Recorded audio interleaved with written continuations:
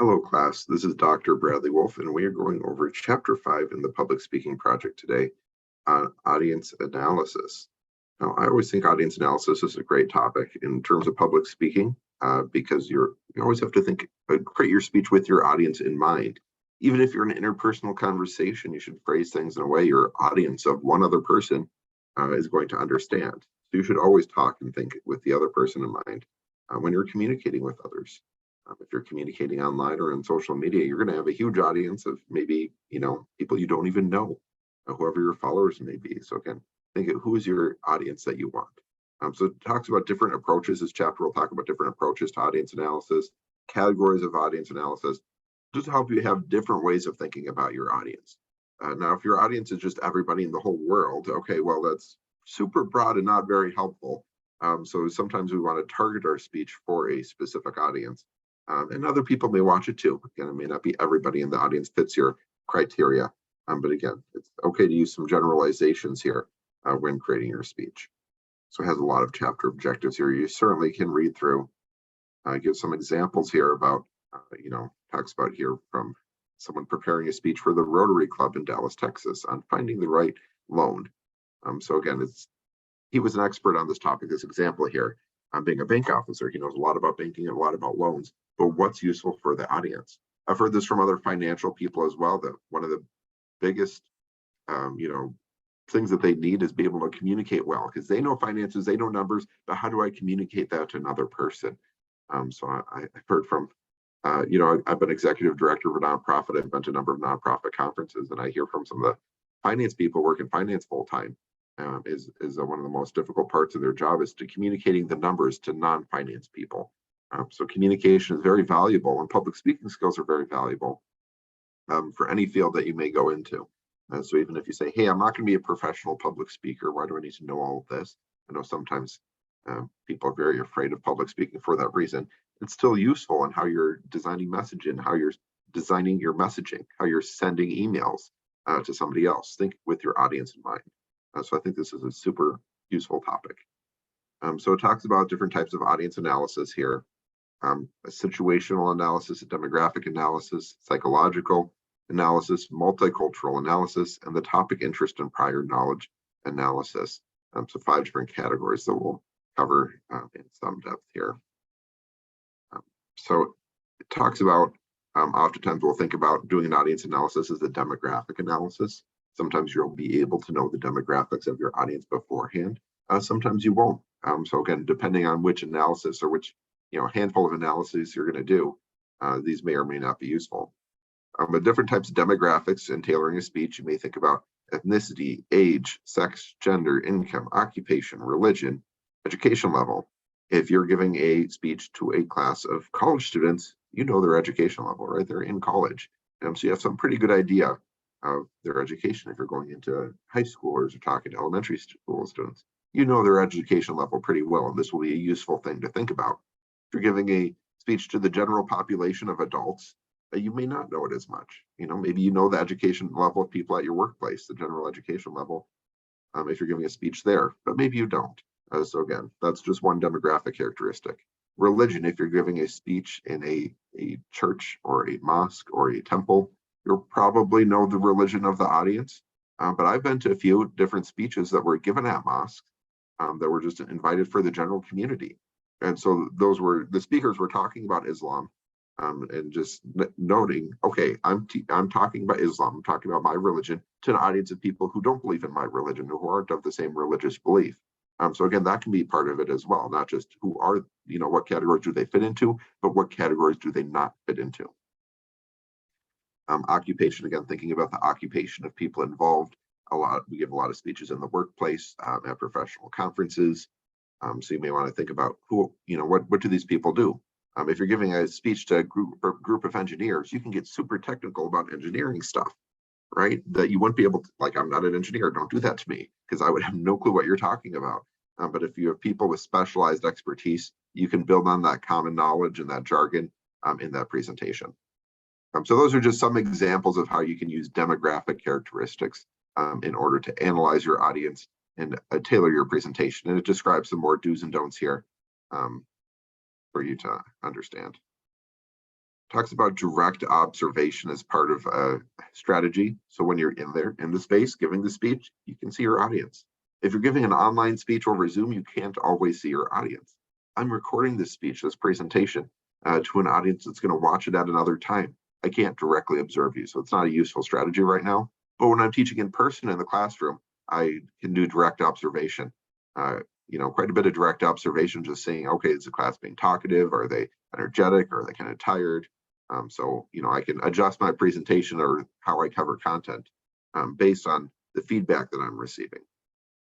So really thinking about observing your audience in the moment of the presentation, and it can be very useful and again, that's being prepared means having that ability to be a little bit flexible, right? That's why I always recommend that students don't write out their speeches word for word, because then you have no flexibility. You can't engage with your audience. You can't use this audience analysis strategy.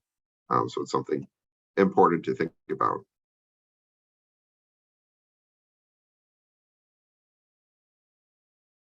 So inference is another way to gather information about an audience.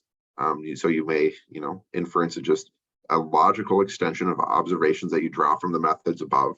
You may, I'm giving a speech later this week to the Minnesota Social Services Association. So I can infer and make a logical assumption that there's going to be a lot of probably nonprofit professionals at various levels of their career in the social services. It's given in rural Minnesota. I'm giving it in Redwood Falls. So I know it's going to be folks probably from rural Minnesota, because that's it's regions 6 and 8 of the Minnesota Social Services Association. So I can make some inferences about, okay, what's kind of nonprofit folks or people in the social services, maybe they work for the county, the government in some way. What else can I infer about them from just saying, hey, who would attend this presentation? So that's one example of using inference to start thinking about who your audience is going to be, and what can you maybe assume or infer about the people you'll be speaking to. And there's data sampling. Oftentimes we're not going to use data sampling. Sometimes public speaking teachers use this in the classroom as a method to give you some information about your audience that you can help tailor it to. I know when I was in college, I had one assignment where we had to create a survey.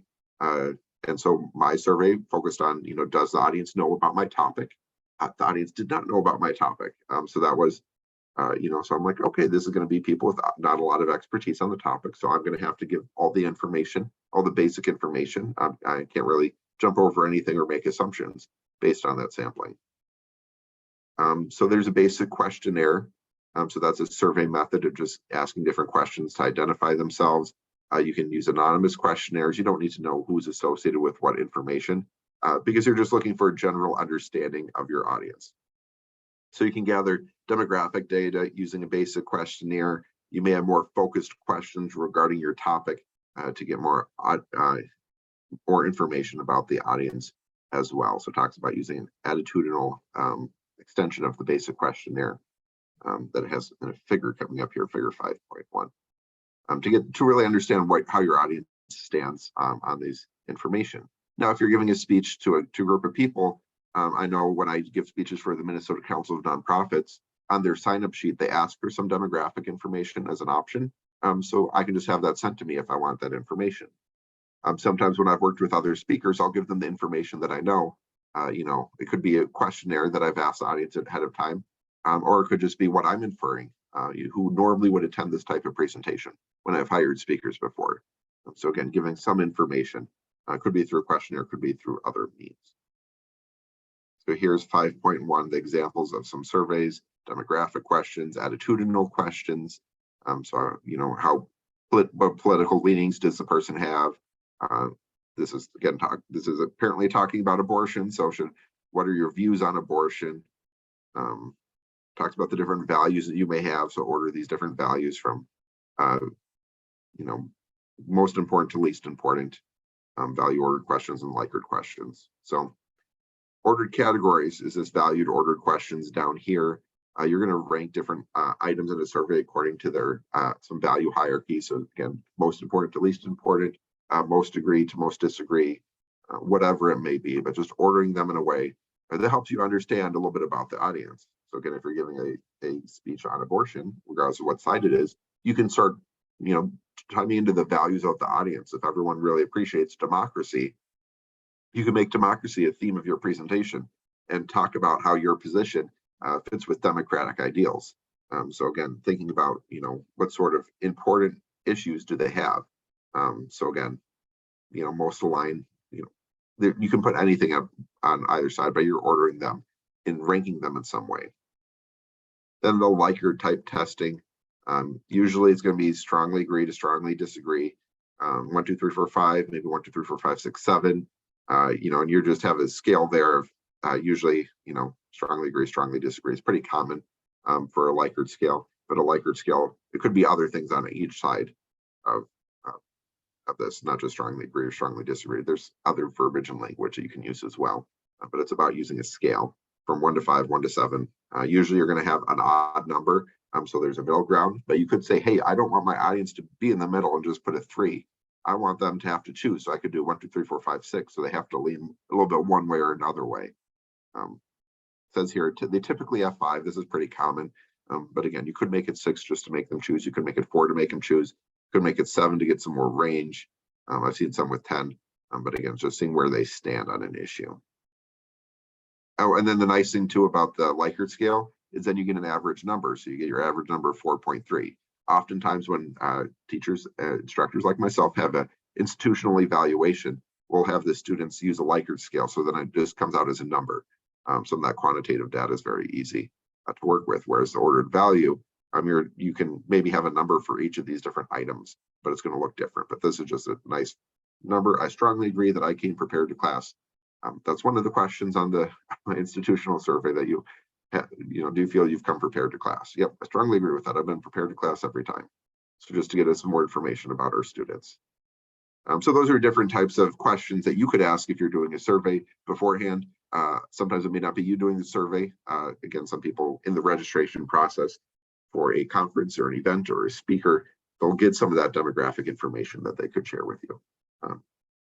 Yeah. Going down here, 5.3, categories of audience analysis. So no matter how you, which of the inquiry methods you use to look at your audience, you're going to have look at these 5 categories of audience analysis that we talked about earlier. As I mentioned earlier, I'm talking about them now though. So first is a situation analysis. So what's the situation for which your audience is gathered? Are they coming because they are required to, because it's class, right? This is part of their classes, listening to other people's speeches. Okay, that's part of that situation you can think about, that you have a captive audience who is forced to be there. Are they, is it in the workplace, again, during a meeting? Again, you may have a captive audience if they're forced to be there. But sometimes, audience members may have paid to see you, that they're willingly gathering, they're trying to get information from you based on your topic. So they may have paid to come. That could be part of it. Let's see, other situations in which you have an audience. Sometimes I've seen people on college campuses, they'll just go on a mountain and start talking, right? You have an audience where whoever stops to listen to you and is interested in what you have to say. So that could be the situation as well. So sometimes you have a voluntary opt-in audience. Sometimes you have a captive audience. Sometimes you're trying to gather an audience. If you're posting a video on YouTube, your audience is whoever ends up watching your video. When I'm making this video now, again, it's the situation is the audience, probably my students, are going to watch this at some point in the future. Not all my students are going to watch this, but some of them will. I may have some other random people watching this video if I post it with a public link. So again, I have to consider that audience as well. Then it may not just be my students, it may be other people who want to learn about audience analysis. So that's something you have to take into account with the situation of just recording myself giving a presentation, because you never know where things will end up. Next here is a demographic analysis. We talk more about how you can survey to get information about the demographics, but you also can assume things about the demographics. If you're giving a speech into a college classroom, most college classrooms, they're going to be, traditional college age. You're going to have a few non-traditional students possibly. You may know the gender of your assumed gender of your classmates. You may know their majors. They could be liberal arts students. They could be technical students. So you may have some information as well. That you're in school. If it's a public speaking class, that's usually seen as a general education course that students would take in their first or second year in college, maybe taking in a high school as well. I know I have some PSEO students, post-secondary enrollment option students, who are taking it as part of their high school classes as well. So that's something to take into consideration. We may have people who are younger than traditional college age. So those are some of the demographics. Again, looking at age, you can look at the demographics of the community. So sometimes that's what I'll do. I'll look at, okay, again, I'm giving a speech in rural Minnesota here later this week. So I can look at the demographics of Southwest Minnesota. I could look at the racial demographics. It's going to be a majority white community, but there's certainly pockets of diversity. I know there's some Latino populations in Southwest Minnesota. I know there's a lot of Karen immigrants and refugees in Southwest Minnesota. I know there's some Native American reservations in Southwest Minnesota. So I can learn a little bit about, okay, so it might be a majority white audience, but who else is going to be in the room? And not just white, but rural white people. So we look at rural people versus urban people. So again, that can be a specific thing about it as well. We can look at the religious affiliation as part of it. Again, social services, I'm going to assume the audience is going to be more female in terms of gender, just based on who goes into that profession, that women are more likely socialized into the social services profession. But again, there's certainly going to be some men there. I know some men who are going to be at the conference. So again, we can look at demographics in a variety of ways to gather that information. Sometimes it's done formally, through registration process. Sometimes it's done informally.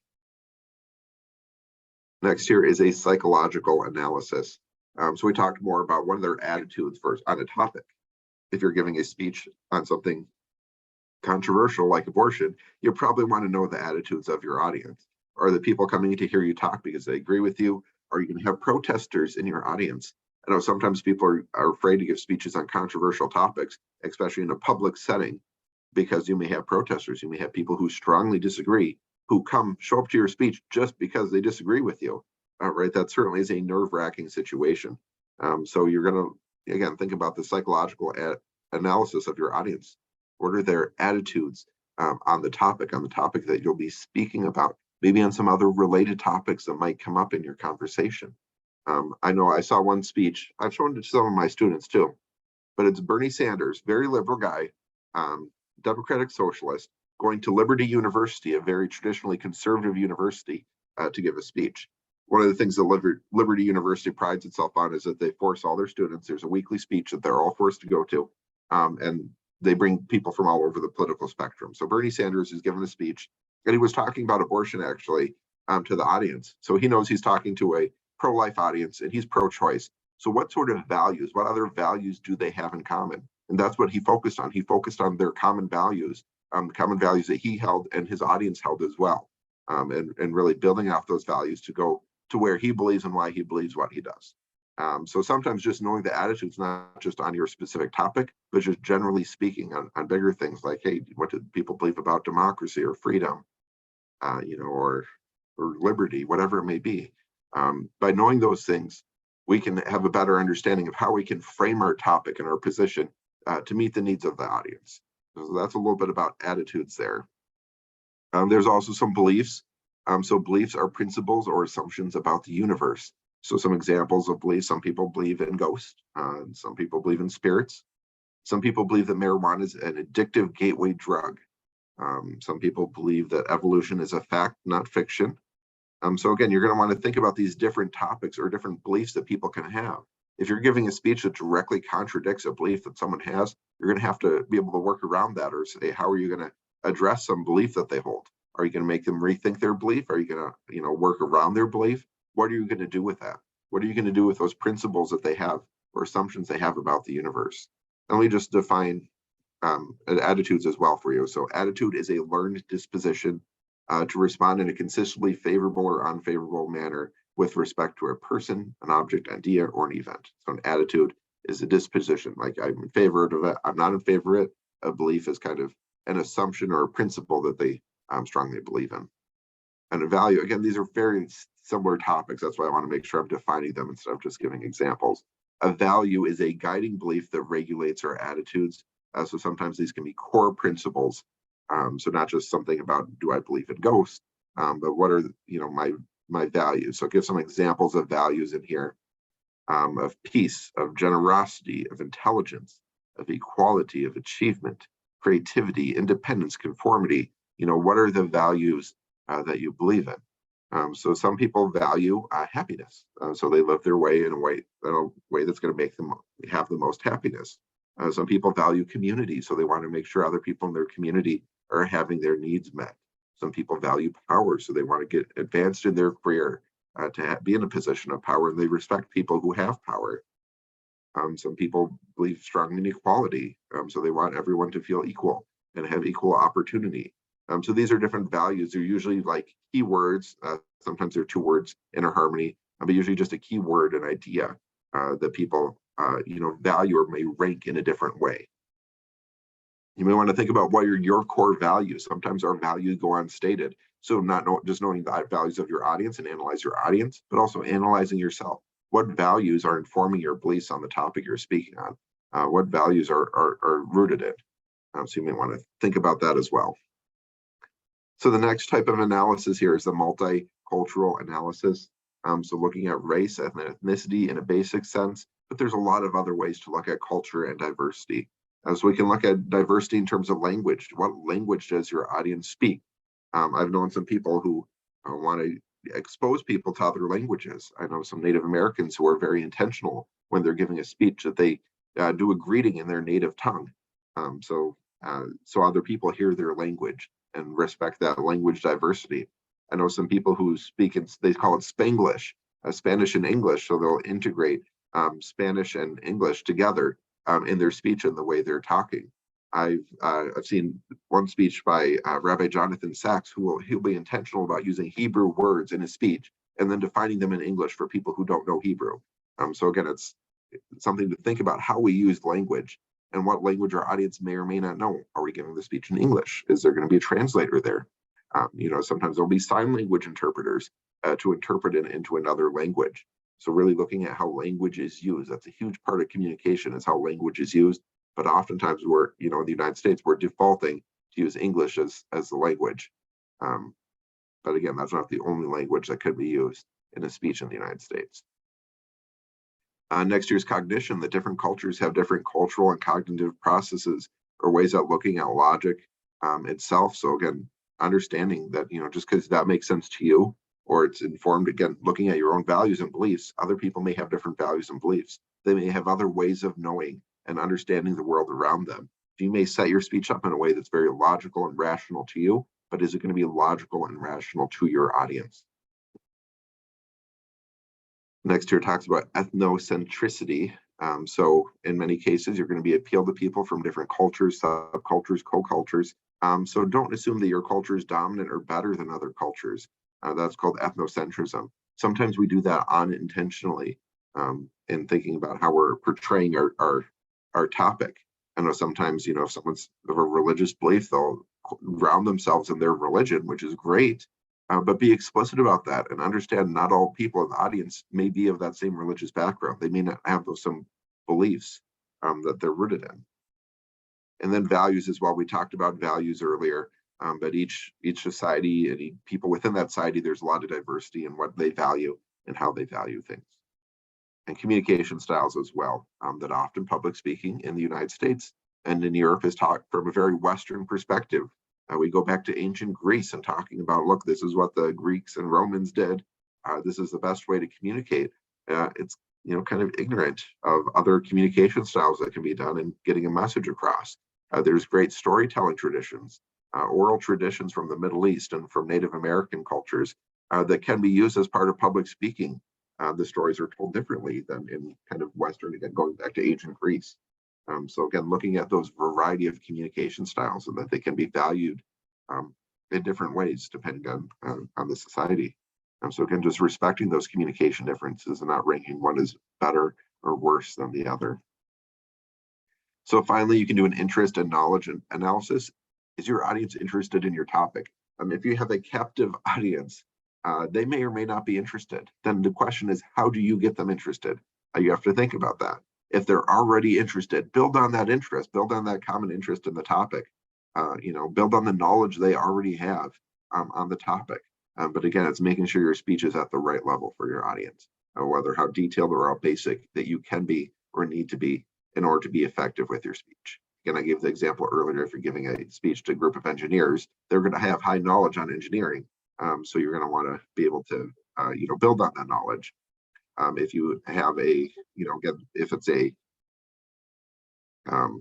if it's a finance presentation to a bunch of non-finance people, they're going to have a low level of knowledge. So you may need to break things down a little more basic than you're used to.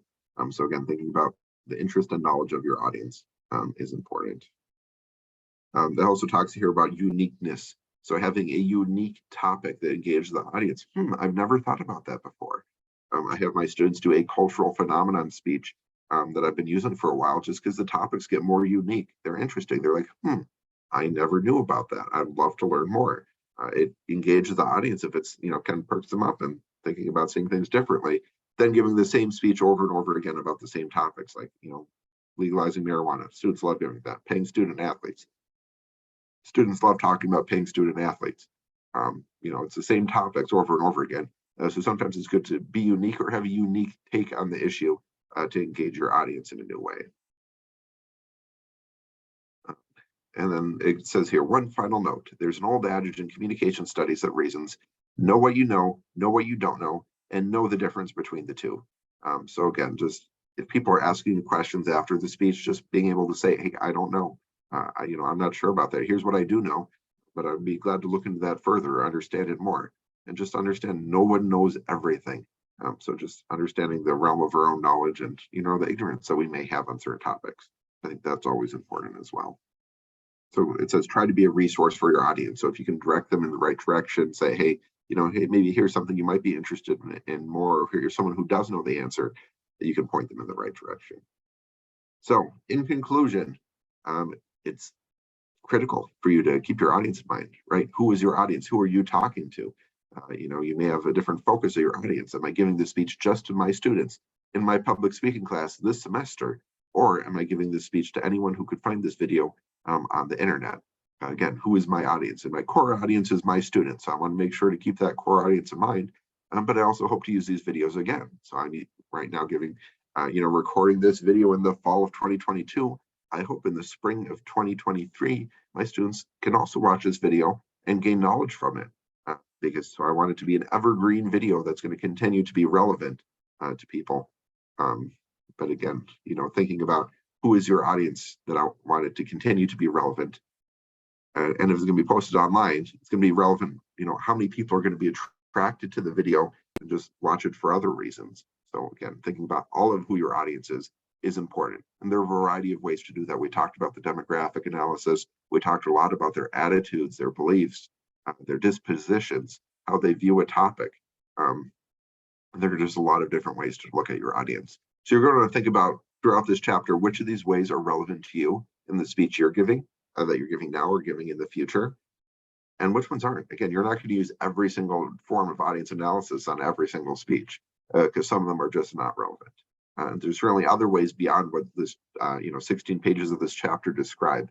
There's certainly a lot of other ways to analyze your audience, and you may kind of pick and choose and adapt things to your own needs. So again, this is just a foundational class, a foundational textbook, and you certainly can build from here and build your own ways to analyze your audience. But remember, you're always going to keep your audience in mind, regardless of how you analyze the audience. Your audience should always be kept in mind when developing a speech. So thank you for listening. Thank you for making it to the end of this video. And I certainly hope you're enjoying the other ones I've been making on the Public Speaking Project textbook. Have a good day.